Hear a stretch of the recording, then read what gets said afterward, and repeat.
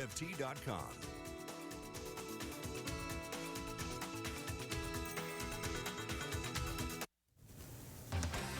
Tonight on Fox 55 News at 6, federal fentanyl charges. New developments in the case of local business owner Derek Taylor, who was arrested with enough fentanyl to kill more than 700,000 people.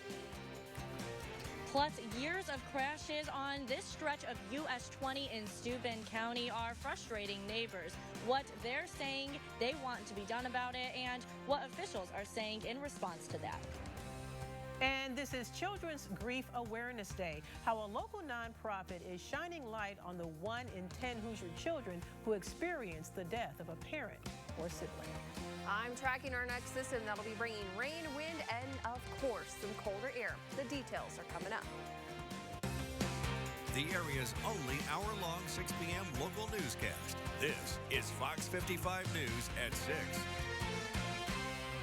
Good evening. Thanks for joining us. I'm Tara Brantley. An Allen County drug and firearm possession case is dropped as it moves on to federal court. The owner of Big Mama's Kitchen in Fort Wayne, Derek Taylor, was arrested back in September for using his business as a front for drug trafficking. Now, Fox 55 is learning that local charges in his case have been dropped. Fox 55's Brianna Bias spoke with the local public defender to find out why. She is live now in studio. Bree, what have you learned about this? Yeah, well, Tara, there was originally supposed to be a hearing for his case yesterday here in Allen County, but it was canceled. So I called the original public defender, Anthony Churchward, and he told me the case was dismissed so that the federal court could then take it over. Back in September, 47-year-old Derek Taylor was arrested for trafficking drugs like cocaine and fentanyl and for possessing firearms. He was also charged for using his business, Big Mama's Kitchen on Oxford Street, as a front for drug trafficking. When police raided it, they didn't even find any working kitchen equipment inside. And when they arrested him, there was enough fentanyl in his home to kill 733,000 people. He faces a total of 6 charges. Now, Churchward says situations like this, where federal prosecutors end up taking over major drug cases, are not entirely uncommon. And according to federal documents, his jury trial will then take place on January 2nd before Chief Judge Holly Brady. Live in studio, I'm Brianna Bias, Fox 55 News. Bree, thank you for breaking that down. Residents who live along what they say is a dangerous stretch of US 20 in Steuben County are speaking out tonight. They are sharing their experiences of crashes right outside of their homes. Fox 55's Avery Johnson is live there tonight. Avery, what are residents telling you about the crashes they've seen in that area?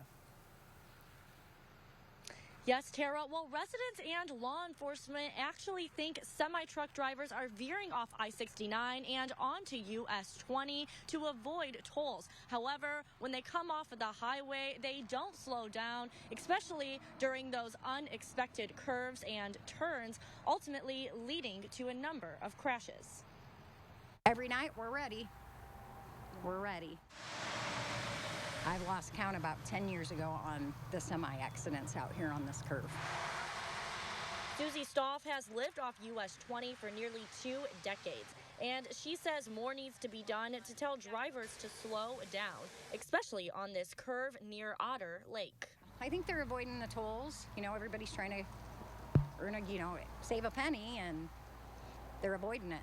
So then they're trying to make up time on this road in between towns because there's a lot of stops on 20. Steuben County Chief Deputy Mike Meeks says the department has stepped up patrol on that curve ever since the speed limit has lowered from 55 to 40 miles per hour. We go out there as much as we can to enforce the lower speed limit, as well as along with the state police. Susie says although patrol has stepped up in the area, crashes have still been happening one after another. Her grandson, Austin, had to pull a driver out of the vehicle on Tuesday, but this is not the first time he's had to save a life. Every time we hear the boom and, our house shakes, they're getting ready to go out there, and I've already got my boots on heading over there, and it's just always a fear of, is this guy going to be alive? Is he okay? What am I going to see? And they just hope NDOT can make improvements such as flashing lights or stop signs to avoid tragedies like this from happening. We're always ready to take care of these guys no matter what. Obviously the goal is to reduce it, but anytime it does happen, we're ready to do what we can.